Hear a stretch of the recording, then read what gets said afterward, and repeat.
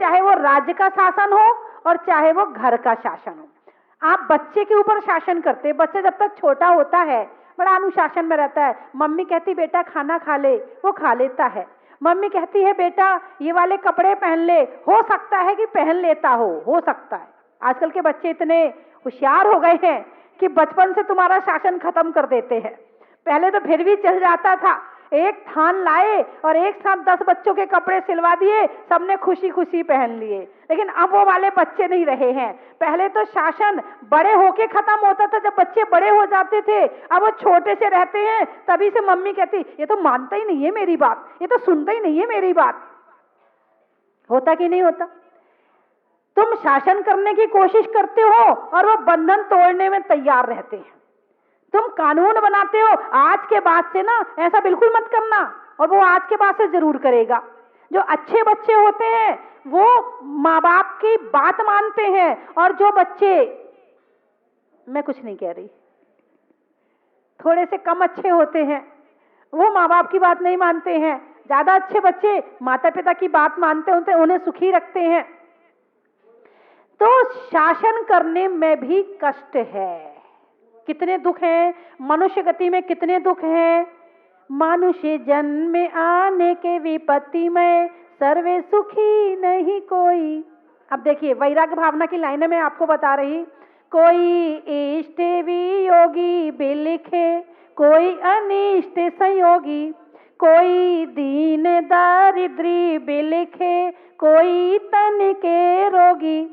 किसी घर कलिहारी नारी के बैरी सम भाई, किसी के दुखे बाहर दिखे, किसी और दुचिताई। कोई पुत्र बिना नित झूरे, होए मरे तबे रोबे। खोटी संतति सो दुखे उपजे, क्यों प्राणी सुखे सोवे। पुण्य उदय जिने के तिने के भी, नाही सदा सुखे साथा। या संसार या था रखे दिखे, या दिखे सब दिखे दुखे दाता।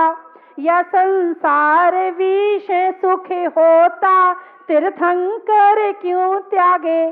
काहे को शिव साधन करते, संयम सो अनुरागे। ये संसार के दुख थे जो मैंने अभी बताए आपको। कोई पुत्र बिना नित झूरे, किसी का पुत्र नहीं है तो उसको टेंशन। 24 घंटे खाते पीते उठते बैठते इस बात की चिंता है, हाय मेरा वंश कैसे चलेगा, हाय मेरा नाम कैसे चलेगा आगे। आपको पुत्र चाहिए ना, पुत्र पुत्र के लिए नहीं चाहिए, अपने लिए चाहिए कि तुम्हारा नाम चलता रहे। इस नाम के चक्कर में तुम वंश की वृद्धि करते हो, और ये नाम चलेगा क्या? बोलो ना। तुम्हें अपने दादाजी का नाम पता है? किसी किसी को पता होगा। उनके दादाजी का, उनके दादाजी का नहीं पता ना। अभी तो एक भाई साहब थे, मैंने उनकी माँ का नाम पूछा, 82-83 साल के हैं, बाबा जी हैं, पंडित जी हैं। मैंने उनसे कहा आपके माता पिता का नाम क्या था? उन्होंने पिताजी का नाम तो बता दिया, बोले मैं माँ का नाम भूल गया। मैंने कहा आप मुझे दुनिया में पहले व्यक्ति मिले हो जिसे अपनी माँ का नाम याद नहीं है। यानी दादाजी का नाम भूल जाओ चलता है, लेकिन तुम अपने माता पिता का नाम भूल जाओ, ये बहुत बड़ी बात है। इस नाम के लिए, तुमने जिस नाम के लिए बच्चे को जन्म दिया वही तुम्हारा नाम भूल गया, क्या तुम्हारी वंश वृद्धि होगी? बात समझ में आई कि नहीं आई? फिर वो खड़े हुए, बहुत सोचते रहे, नहीं याद आया। मंदिर में गए, अचानक उन्हें याद आ गया। फिर उन्होंने आकर बताया मेरी माँ का नाम ये है। मैंने कहा बताओ, जब बेटा है उसे अपनी माँ का नाम याद नहीं है तो आने वाले बेटों से तुम क्या आशा कर सकते हो? पहले के समय में, पहले दादाजी का कोई नाम पूछता था तो पहले दादाजी का नाम बताते थे, फिर पिताजी का नाम बताते थे, फिर अपना नाम बताते थे।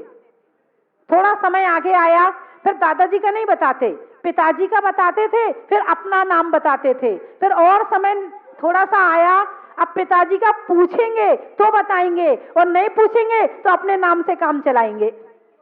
अब अपना नाम भी पूरा नहीं बताते हैं। ए के जैन, पी के जैन, एन के जैन, एल के जैन, अब अपना नाम भी पूरा नहीं बताते, नाम ही गायब हो गया। अब आप कहते हो वंश वृद्धि करना है, अब एन के जैन नाम के कितने होंगे, किन किन की वंश वृद्धि होगी बताइए मुझे। तो कोई पुत्र बिना नित झूरे, मत करो चिंता, पता नहीं है नहीं इसलिए सुखी हो, या हो जाएगा तब सुखी होगे। कोई गारंटी है कि बेटा जन्म देगा तो आपको सुखी करेगा? कोई गारंटी है? नहीं है गारंटी। एक व्यक्ति जिनका पुत्र नहीं था, उनने बड़ी जगह जगह जाके मन्नत मांगी, हे भगवान बस एक बेटा हो जाए, हे भगवान बस एक काला पीला नरा नीला हरा भगवान कैसे ही दे दे, बस एक दे दे। उनके बेटा हो गया। उनने कहा था जब हम होगा तब वहां जाएंगे। और एक बार ऐसा हुआ कि जब वो जा रहे थे तो पूरा परिवार ही एक्सीडेंट में खत्म हो गया। मैं ये नहीं कह रही, होना चाहिए, सबके होने चाहिए, लेकिन टेंशन मत करो, मैं ये कह रही हूं। और दादी को पोता बहुत प्यारा होता है। जब तक दादी होती है पोता पिट नहीं सकता है। उसकी माँ मारे ना, वो दादी पीछे पड़ जाएगी बहू के, बड़बड़ाना शुरू कर देगी, क्या है इतने से बच्चे को, अपने बच्चे को खुद ने पीटा है कोई दिक्कत नहीं है, लेकिन पोता नहीं पिट सकता है। कई बार ऐसा भी होता है कि जिस घर में दादी दादा होते हैं उस घर के पोते पोती बिगड़ जाते हैं, क्योंकि उन पे अनुशासन नहीं हो पाता है। बचपन में संस्कार देना भी जरूरी होता है और वो देने नहीं देते हैं। कई बार बच्चे होते हैं, मम्मी से पैसे मांगेंगे, मम्मी मना कर देगी, दादा दादी चुपचाप दे देते हैं। फिर वो उल्टी सीधी चीजें खाएंगे और उनका पेट खराब होगा, दुनिया भर की बीमारियां शुरू हो जाती हैं। कभी कभी प्यार भी इंसान को खराब कर देता है। सीमा से ज्यादा कोई भी चीज अच्छी नहीं है, सीमा तोड़ के कोई भी चीज अच्छी नहीं है। ज्यादा धूप हो जाए, धूप अच्छी लगती है, सर्दी के दिन बहुत अच्छी लग रही है, और फिर जून वाली धूप, हे भगवान कब बारिश होगी, हे भगवान कब बारिश होगी। अति की इति होती है। ज्यादा ठंड पड़ जाए, हे भगवान थोड़ी सी तो गर्मी आ जाए, ओहो बहुत ठंड हो रही है, कोई काम नहीं होता है ठंड के कारण। अब आप ठंड की मांग कर रहे, जब गर्मी होती है तो ठंड की मांग करते हो, सर्दी होती है तब गर्मी की मांग करते हो। अति किसी चीज की अच्छी, अधिक बोलना अच्छा नहीं, अधिक खाना अच्छा नहीं, अधिक सोना अच्छा नहीं, अधिक कोई भी चीज अच्छी नहीं होती। सब चीज की एक लिमिट होती है, एक सीमा होती है, उतने में ही करना चाहिए। शरीर की भी सीमा है, आंखें हैं, आंखों को देखने की भी सीमा है। आप सोचो ये आंखें हैं, चलो टीवी देख लो, अब दिन भर टीवी देखो, दिन भर टीवी देखो, आंखें खराब हो जाएंगी, इसलिए उसको भी सीमा में देखना पड़ेगा। आजकल के बच्चे मोबाइल खूब चलाते हैं, तो मोबाइल खूब देखते हैं, एक दिन ऐसा होगा आंखें खराब हो जाएंगी, उसकी भी सीमा होनी चाहिए। घंटा आधा घंटा बस, इससे ज्यादा नहीं होना चाहिए। तो हर चीज यदि कंट्रोल में रहेगी तो लंबे समय तक काम आएगी, और यदि कंट्रोल से बाहर हो जाएगी तो बीच में डैमेज हो जाएगी, चाहे कान हो, चाहे आंख हो, चाहे नाक हो, कुछ भी हो। इसीलिए हर चीज सीमा में जरूरी है। तो वंश वृद्धि की भी आप चिंता करो, मगर इतनी मत करो कि आप अपने को ही खत्म कर दो। धर्म स्नेही बंधुओं, पंचम काल चल रहा है। कौन सा काल चल रहा है? कितने काल होते हैं? वाह, यहां पता है सबको? 6 काल होते हैं। बिल्कुल ठीक बात है, यहां 6 काल होते हैं। अब पंचम काल की जानकारी तो आपको है, लेकिन और कालों की जानकारी है कि नहीं है? 6 काल होते हैं और ये जोड़ा होता है, उत्सर्पणी अवसर्पणी। अवसर्पणी में सब चीज घटती जाती है, अच्छी अच्छी चीजें, और बुरी बुरी चीजें बढ़ती जाती हैं। और उत्सर्पणी में अच्छी अच्छी चीजें बढ़ती जाती हैं और बुरी बुरी चीजें घटती जाती हैं। यानी जैसे ये पंचम काल है, अवसर्पणी में है, इसमें अच्छे विचार घटेंगे, हाइट घट रही है, पहले की अपेक्षा लोग छोटे छोटे हो रहे। पहले पेड़ भी बहुत ऊंचे ऊंचे होते थे, अब उनकी ऊंचाई भी घट रही है। पहले पशु भी बहुत ऊंचे ऊंचे होते थे, उनकी भी ऊंचाई घट रही है। पहले सुख ज्यादा था, बोलो ना, घट रहा कि नहीं घट रहा, सच बताना। लोग कहेंगे हाँ मोबाइल में देखो कितना सुख मिलता है। और पहले के समय में लोग खा भी लेते थे और पचा भी लेते थे। और अब आजकल वो लड़का जो 18-20 साल का है, मुझे पूरी नहीं खाना, अरे क्यों नहीं खाना, मुझे पचेगी नहीं। ओहो, ये 18-20 साल के लड़के को पूरी नहीं पच रही है, वो आगे क्या खा पाएगा। और आज व्रत है, उन्हें रोज रोज पूरी खिला दो, आराम से खा लेंगे। अब बताइए सुख घटा या बढ़ा।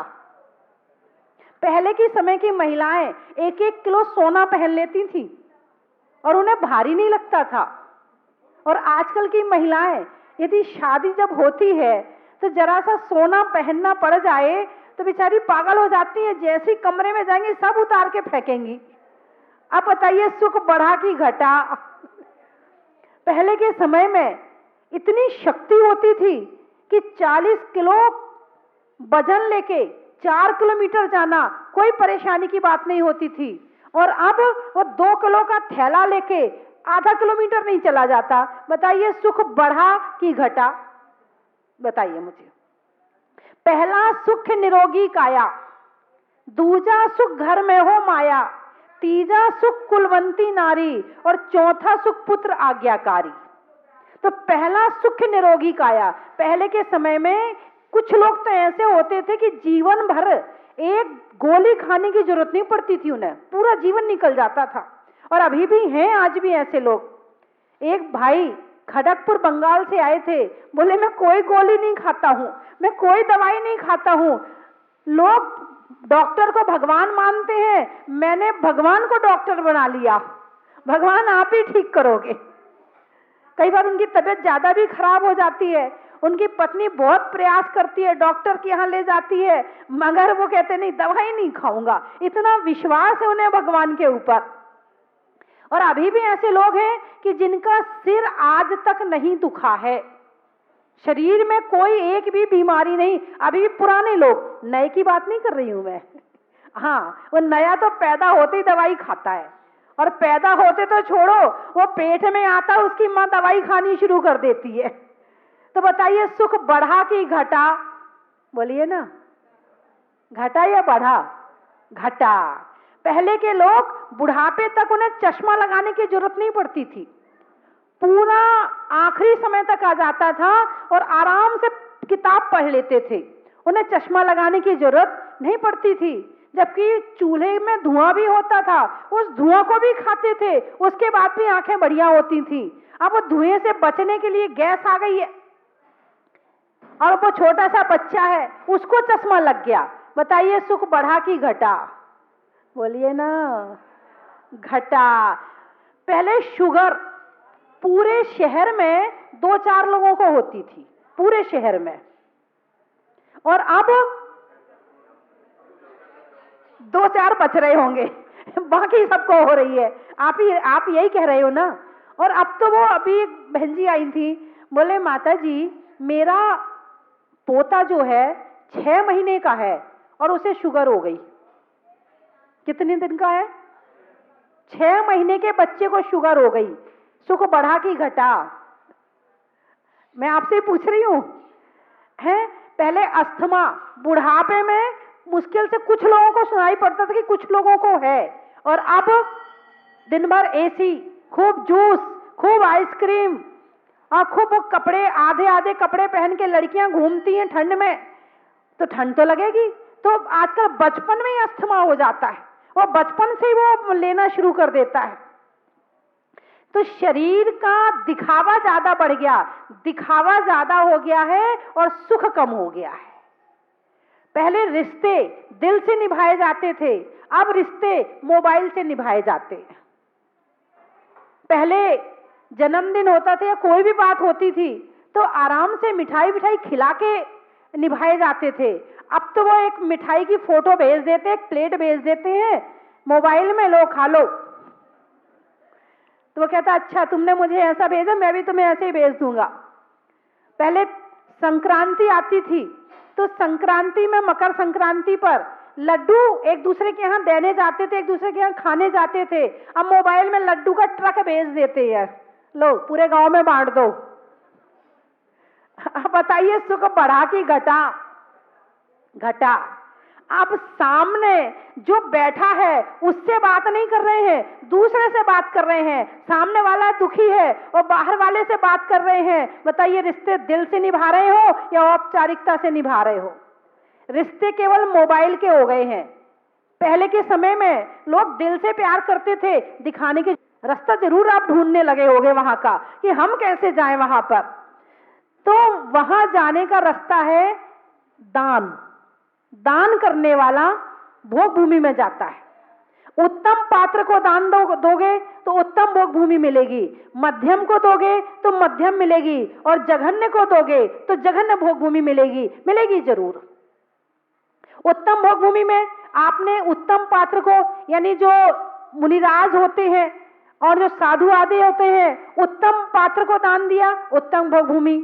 फिर आपने यूं ही खाना खिलाया, कभी भंडारा कर दिया, कभी कुछ कर दिया, मिथ्या दृष्टियों को दान दिया, तो आप मध्यम भोग भूमि। और यदि आपने चींटी, कौआ इनको देना चाहिए, लेकिन यदि केवल इसको ही धर्म मान लेते हो, उत्तम पात्र को भूल जाते हो और केवल वही धर्म मान के करते हो, चींटी, कौआ, बंदर इनको ही धर्म मानकर देते हो, तो फिर जघन्य भोग भूमि प्राप्त होती है। और जघन्य भोग भूमि में भी कुभोग भूमि भी होती है, भोग भूमि भी होती है और कुभोग भूमि भी होती है। कुभोग भूमि में क्या होता है, वहां पर मनुष्य तो होते हैं, मगर वहां के मनुष्य कैसे होते हैं? उनका शरीर तो हाथी का है, नहीं, शरीर तो मनुष्य का है और सिर हाथी का है। शरीर तो मनुष्य का है, सिर बंदर का है। इस तरह जितने पशु आदि होते हैं वो सिर वाले कुभोग भूमि में जन्म लेते हैं। और वहां पर जो भोजन व्यवस्था होती है, वहां पर मिट्टी मिलती है खाने के लिए।